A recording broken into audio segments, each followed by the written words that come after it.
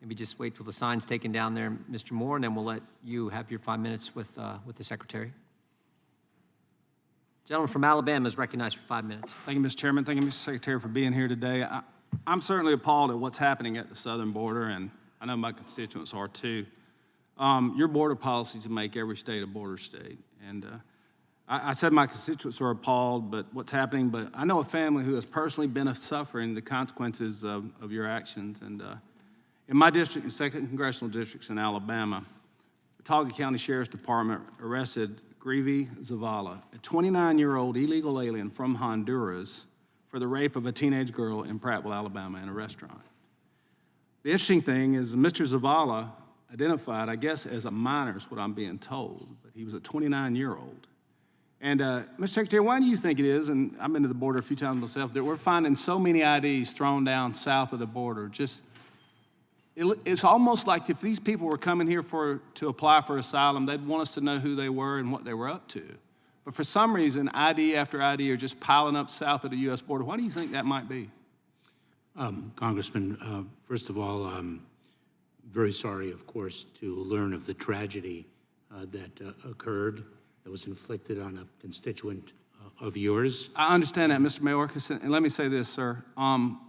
We've been apologizing to a lot of people for a long time, at least in the last few months, last few years. Even when the other party was in charge, they had the White House, the House, and the Senate, and we're continually apologizing to parents for losing their children to fentanyl, and for people getting raped in restrooms, and for DUIs, or people who are killing people with cars who have no driver's license.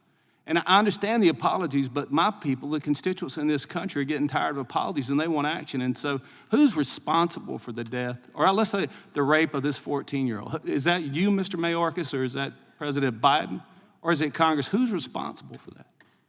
Congressman, the criminal who committed the act is responsible.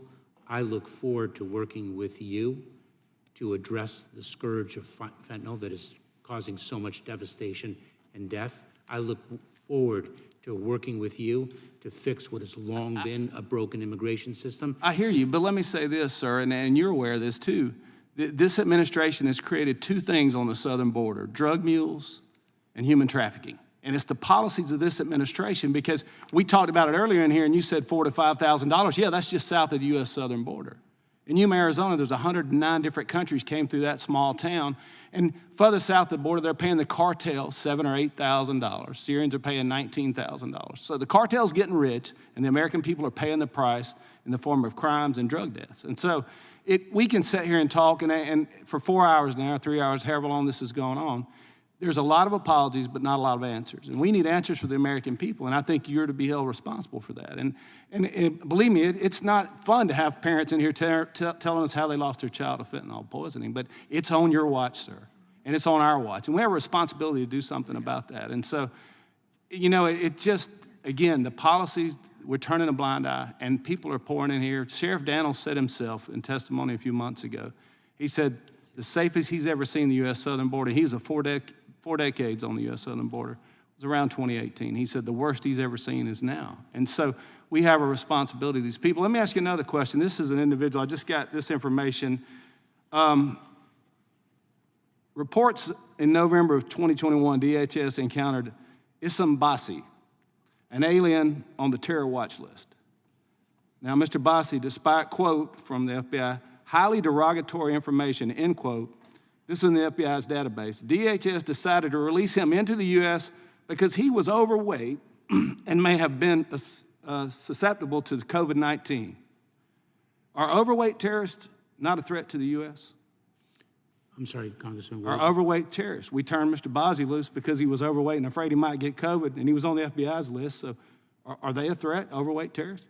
Congressman, individuals who pose a threat to national security or public safety are detained. That is the policy unless they're overweight. Department of Homeland Security. That is false. Well, that's what the report is.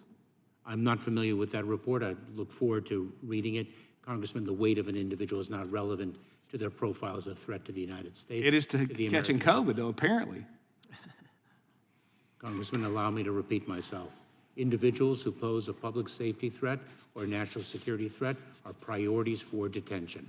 That is the policy of the Department of Homeland Security. Who's to blame for the floodgates being open on the southern border, Mr. Mayorkas?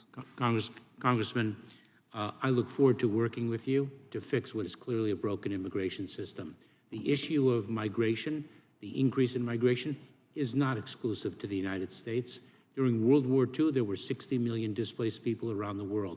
Now there are over 117. We just had a report earlier today. Somebody said that there is no border anywhere on the globe that is more porous, if you will, than the United States border and more insecure. And it's on your watch, sir. And with that, I'll yield back, Mr. Chairman. The gentleman yields back.